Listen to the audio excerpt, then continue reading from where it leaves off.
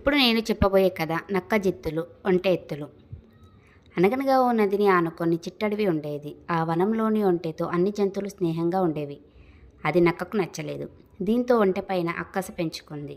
ఓ రోజు ఒంటె దగ్గరికి వెళ్ళి, మిత్రమా, మన అడవిలో నా బోటి జీవులకు సరైన ఆహారం దొరకడం లేదు. ఈ నది ఆవల తీరంలో చాలా కుందేళ్ళు, ఉడతలు, మిడతలు, చేపలు, పిడతలు ఉన్నాయట. నాకు ఈత రాదు కాబట్టి నన్ను నువ్వే తీసుకెళ్ళాలి. అయినా నాకేమి ఊరికే సహాయం చేయాల్సిన అవసరం లేదు. అక్కడ చక్కని చెరుకు తోటలున్నాయి, వాటిని నీకు చూపిస్తానులే అంది నక్క.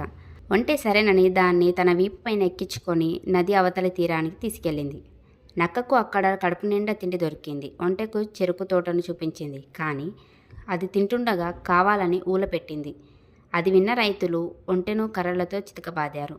అతి కష్టం మీద తప్పించుకొని నది ఒడ్డు వరకు పారిపోయి వచ్చింది. అప్పటికే అక్కడ నక్క సిద్ధంగా ఉంది. వెంటనే ఒంటె పైకి ఎక్కి కూర్చుంది. బాగా తిన్నావా మిత్రమా, రా ఇక మనం మన అడవికి వెళ్ళిపోదాం అంది అది. ఒళ్ళంతా దెబ్బలతో ఉన్న ఒంటె అతి కష్టంగా ఈత సాగింది. నది మధ్యలోకి రాగానే ఒంటె నక్కతో, అమ్మును, ఇంతకు నువ్వు ఎందుకు ఊల పెట్టావు అని అడిగింది. ఓ అదా, కడుపు నిండగానే అలా అరవడం అలవాటు, లేకపోతే నాకు అజీర్తి చేస్తుంది అంది నక్క. ఓహో అలాగా, సరే కానీ ఆ రైతులు నన్ను కొట్టడం వల్ల నేను కడుపు నిండా తినలేకపోయాను. సరిగ్గా తిననప్పుడు నీళ్ళల్లో పల్టీలు కొట్టడం నాకు అలవాటు, లేకపోతే నాకు మైకం వస్తుంది అంది ఒంటె. అమ్మో, ఇప్పుడు నువ్వు పల్టీలు కొడితే ఎలా, నేను మునిగిపోతాను. అసలే నాకు ఈత రాదు కదా అంది నక్క. అయ్యో, కానీ నేనేం చేయలేను అంది ఒంటె. అప్పటికీ కానీ నక్కకు బుద్ధి రాలేదు. వెంటనే క్షమాపణలు అడగాలనుకుంది.